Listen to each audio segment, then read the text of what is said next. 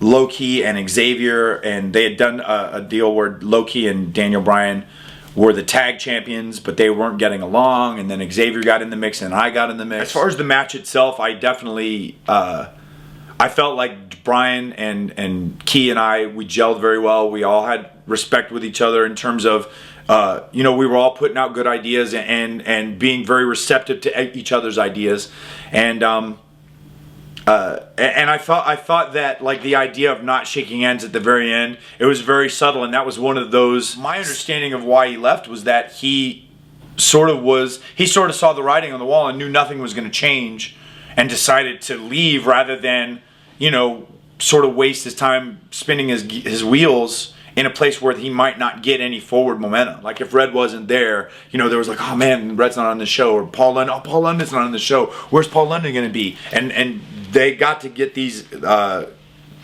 sort of personas and characters about them that I thought was real cool. That it was making Ring of Honor sort of stand out. Like, everybody had a different persona and character that people were sort of latching onto.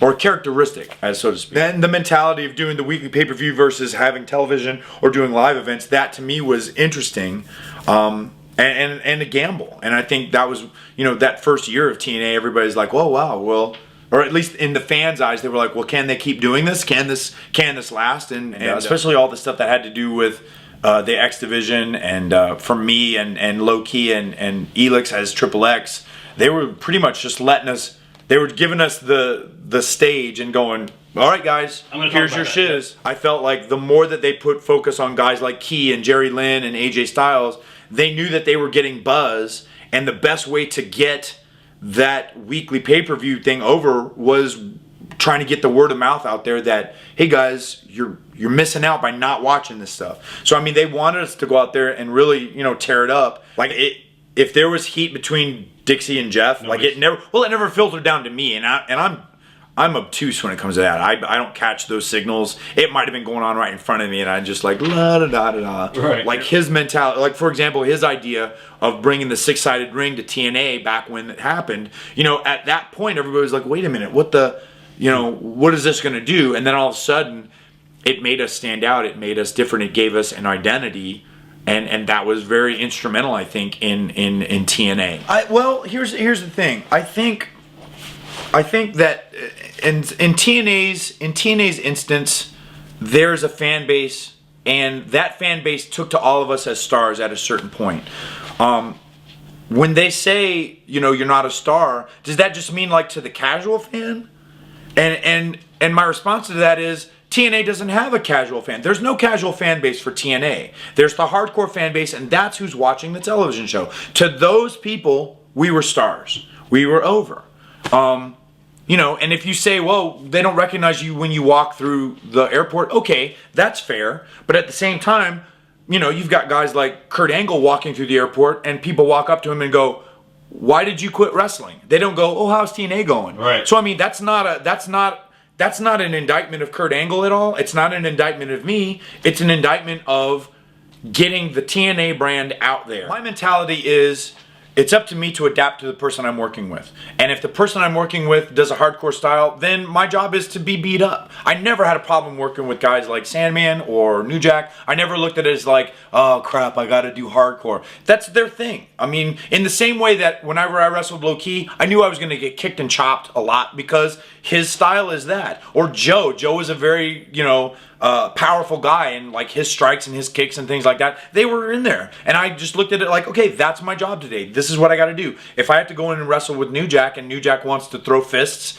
and, chairs or whatnot, that's fine with me, because I'm okay with that. I mean, New Jack was never dangerous with me. Sandman was never dangerous with me. They were always safe. They were always cool. It was never like, I'm going to hurt you. They never put me in any sort of danger. They never put me in a situation where I was like, oh guys, I'm not comfortable with this. Right. You know what I mean? So I never looked at it in terms of, it was never like, come on bro, I'll carry you. I'll, follow my lead, kid. Right. It was never like that. They were always cool. And, it wasn't a challenge because I thought it was a fresh matchup. Like, people look at New Jack versus Christopher Daniels, and they're like, oh, what could happen? I thought that's cool, man. You know, you don't know what to expect. I know all three of us talked about it. We're like, this sucks. This is no good. And I remember one time, at the very beginning going, I'm still going to make these shows, man. I made this commitment. I'm going to make these shows. And then it was definitely put to me, I remember specifically, it was put to me like, look, man, you can go work for Ring of Honor, but if you do, we cannot use you at TNA. And at that point, I looked at it as I'm working every week with these guys versus I'm working once or twice a month with Ring of Honor. I can't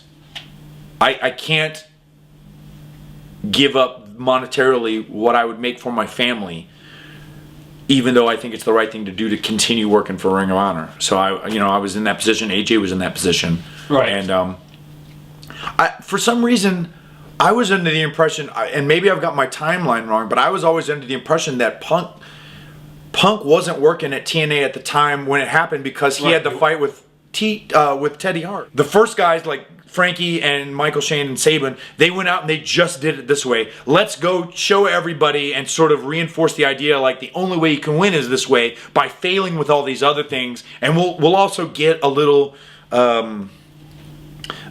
buzz about, oh, they're using a chair to do it. Oh, that didn't work. Oh, they're using a ladder to do it. Oh, that didn't work. You know what I mean? And then I remember, like, I think Scott D'Amore was the one that said, that was disappointing. And I was like, really? I thought it was pretty good. It wasn't until he started booking where AJ and I had the first Iron Man match where we did the Ultimate X match where I won the belt. And, like, all that wouldn't have happened if it wasn't for Dusty. And if you said to me, okay, that's good, but please don't do it like that because of this, I would be fine with that. But I never got that. I never got those answers. I always was like, why are we doing it this way? Bro, just, yeah. You know what I mean? Just, this is what we're doing.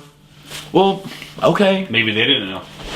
Maybe. I mean, I don't know. And sometimes, and maybe the person I was asking, well, this match is in a cage, and this match is in a cage, and this match is in a cage, and this match is in a cage. And I want to say Jerry Jarrett said, Jerry Jarrett said, well, damn, why don't we just put all the matches in a cage? And someone went, aha, yes. And Jerry's like, no, that's not what I meant. But for lack of a better example, Goldberg guy, and it would have been better for me to stay heel and be the whoa brother running from Joe as the champion rather than making Joe turn heel on me. Because the minute, and I said this, and the minute it happened, I knew I was right. Like the minute he turned on me, the minute he gave me the muscle buster, and everybody cheered, and everybody went, one more time, and I was like, ah. And I didn't know what Punk's situation was at that point. I just knew that like, I didn't realize that he was already signed.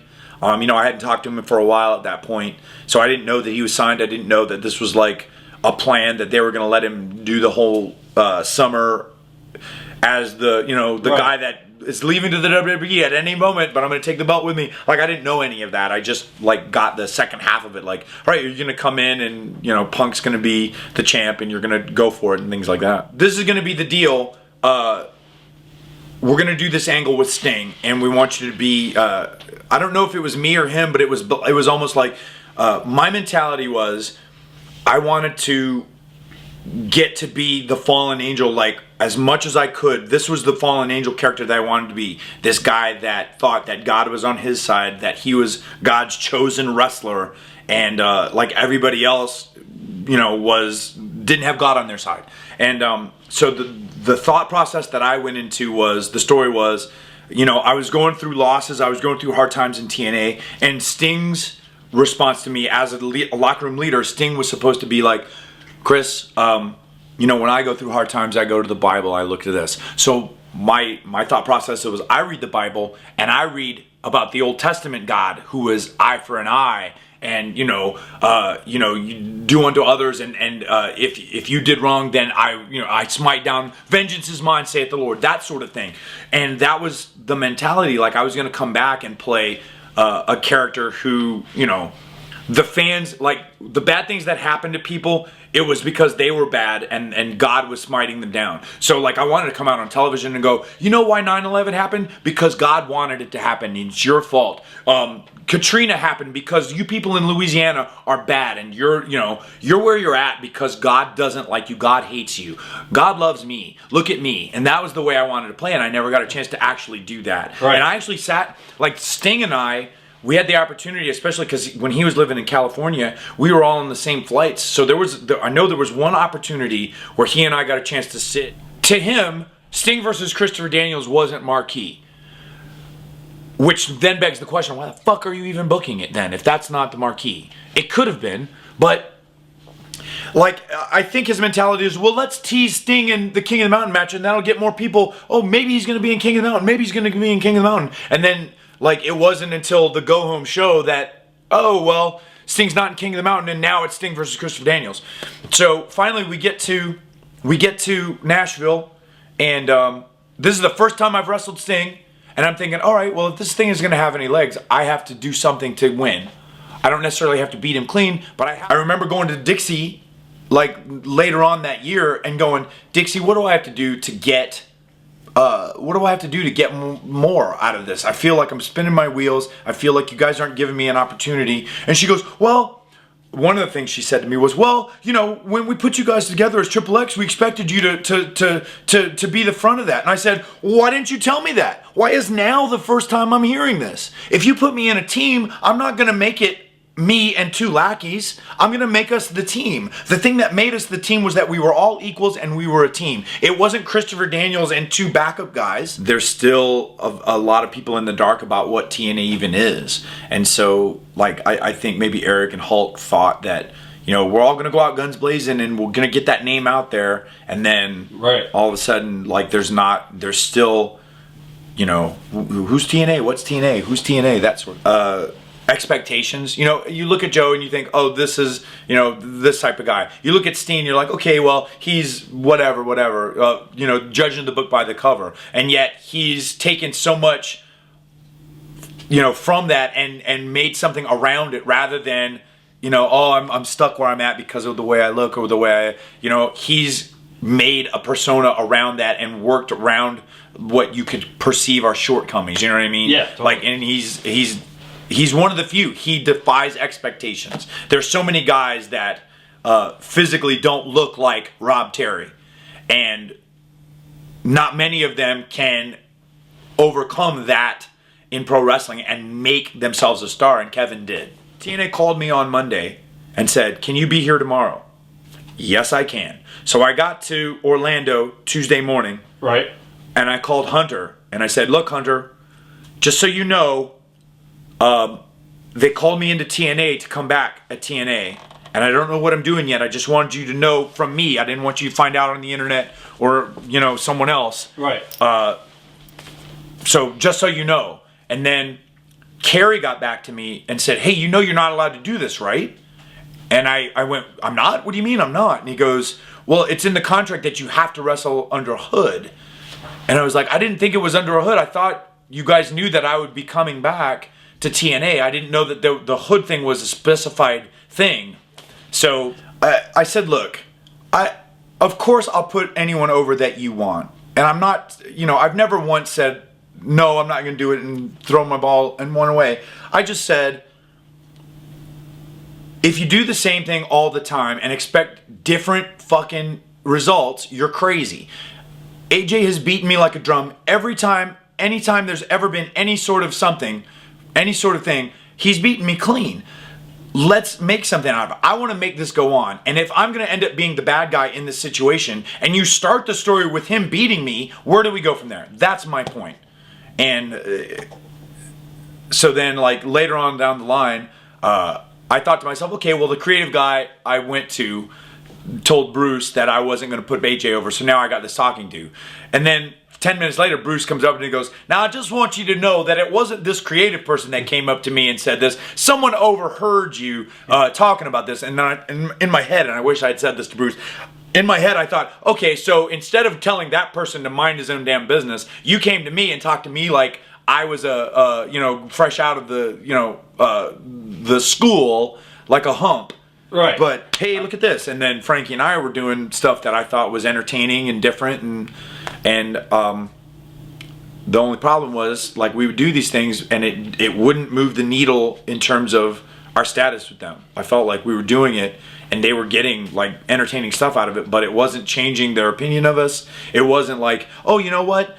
We should put this on the television show. It's going to get you more over. It was just like, all right, well, that's just stuff you're doing for us. Thanks. Show. You weren't even on Bound for Glory, and you were doing, like, you did like a promo about, oh, my two friends are fighting. Yeah. And so, like, around the same time, they were splitting up Beer Money, and the Motor City Machine Guns were out for injury.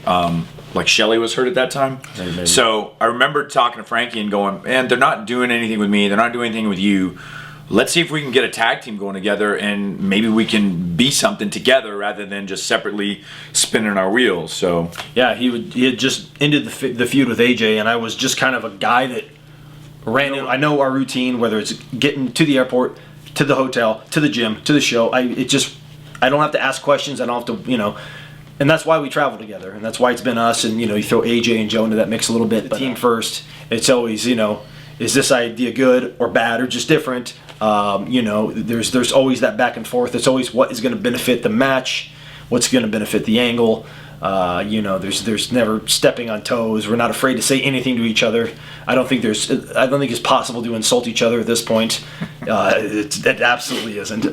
Maury Povich, AJ Styles, you are not the father. Oh, that was the idea. Scumbags, and which ultimately would have been way better than what happened. And that was literally three of us sitting in a hotel room. What if we did this? What if we did this? And how about this? Yeah. Getting jazzed and bouncing at because we were basically handcuffed, and that's where a lot of, I think, that creative freedom came into hand that Eric Bischoff allowed us, and Jason Hervey, and Dave Lagana. Right. And there was a lot of times that and Dixie looked at us. He goes, won't it be great when we're in Bound for Glory in Phoenix? Won't it be great when you guys are in Phoenix wrestling these guys? And she points to Chavo and Sean, and just the heat that you guys are going to get because you're in Latin backyard or whatever. Yeah. And we sort of looked at each other like, we're sort of getting heat on our own. We don't need to wrestle like the hometown guys, but okay. And so we knew going into Bound for Glory that those guys were going to get the belts. No. Originally they go, yeah, they're going to put the belts back on you guys overseas to get a big pop for a title change overseas. And then we get over there and we find out that Bobby Roode and Austin Aries are getting it. In their first match as a team, they're going to beat those guys clean as heels. Beat them clean. And we thought, wait a minute. What the fuck is going on? Yep. So we go down through lockdown. You guys are on the pre-show battle, the gauntlet match. And we're thinking, well, certainly we got to win that because who are the teams? It's James, EY and Joe Park, the Bromans, and Chavo and Sean. It's got to be us to wrestle the heels. Yep. And Gunner tells us, no, they're going to go with the Bromans. Okay. All right. So then, right around that time, we're thinking, well, wait a minute, wear that anymore. And I go, why not? And they said, well, the Spike guy says don't. So I went to the Spike guy and I said, what's going on? What's the matter? Why can't I wear this? You were letting me before. And he goes, well, we don't want to get in trouble with Marvel. And I was like, Marvel doesn't care. They're friends of mine. They're good. And then he's like, well, they're not paying us for that. And I'm thinking, they don't need the publicity from you. Everyone knows who Marvel is. What do you care? Why are you trying to monetize what shirt I wear? And then meanwhile, other wrestlers are wearing other things on television that aren't TNA brands. It's a double standard. Absolutely. Right. So we were like, what the hell? Trying to get them on TV, and Al Snow goes, oh, you can't wear those. Why not? They're not TNA brand merchandise. But there's TNA wrestlers. Yeah, but Dixie, while you were going down the ring, Dixie texted me and said, don't wear that shirt. Don't let him wear that shirt anymore. And I was like, What about that guy wearing the Motorhead shirt? Yeah. I'm pretty sure Motorhead's not a sponsored TNA brand. Or the hardcore 5150 shirt. I'm cool with it, but let's not have double standards. They decided to go with the Bromans. I like Robbie and I like Jesse, but I'll say this right now: we're a better team than them. We're a better team. We're more entertaining and we're better wrestlers. And that's it. And I love him to death. And Jesse's worked really hard to get where he's at right now, and he's learning like leaps and bounds. But side by side, we are a better team than them, and they decided to go with them, and that's a personal decision. It's one of those things like it's like you start to think like does somebody just not like us? Like you always hear that, And I would even ask, like, did we Did we piss in someone? piss somebody off? Did somebody just not like us? No, you guys are doing great, and then Position and hearing them go, man, that was shit. Yeah, no. You guys fucked up. No, it was what the fuck? It was always the overhand tug. Oh, When we came you back, guys, it that was always, great, guys. Thank you so much. Yeah. Okay. Yeah. So. And I have no problem telling this story. A week later, they tweet a picture of James Storm giving the Red Cross a check. For like and I said, $2,500. 25. Yeah. All the boys just. I texted John Gaburk and I said, how do you think it makes us feel to know that our checks are behind schedule and you're giving money to the Red Cross? And he goes, I think that's really uncool that you're comparing yourself to those in real need. And I said, it's not about the people in need. I'm not saying that I need the money more than a homeless person. All I'm saying is pay your employees before you go out and go on Twitter and tell the world that you're a magnanimous charitable organization. Make sure that your people are paid, especially around Christmas time. That was when we found out we weren't on the TV. Right. So then I got on Twitter and said, hey, Frankie's been blinded by the Muda, so we're not going to be at TV, so ban the mist. And we did a hashtag ban the mist for a while. Right. They're going to maybe re-sign me and just tell me I'm off TV until they don't know when. And then I walked in and he's like, we're not going to renew your contract. We're going in a different direction. We'd like to keep the lines of communications open and maybe do something in the future. And I was just like, it had gotten to the point, like I had said earlier, okay. when in January my mind was made up. We were actually told, after we pitched an idea, actually 2 of them, that's too entertaining. That will steal the segment. Oh, yeah. And my thought was, sorry, I was kind of brought up to steal the segment, man. If the red light's on, I'm gonna steal the damn segment. I'm not gonna step on any toes, and compromise an angle, but I'm gonna get myself over, and I'm gonna steal the show. That's we're actually still gonna do the business. And actually, absolutely, the business is still gonna get done. I feel like I've been doing a deposition for a court.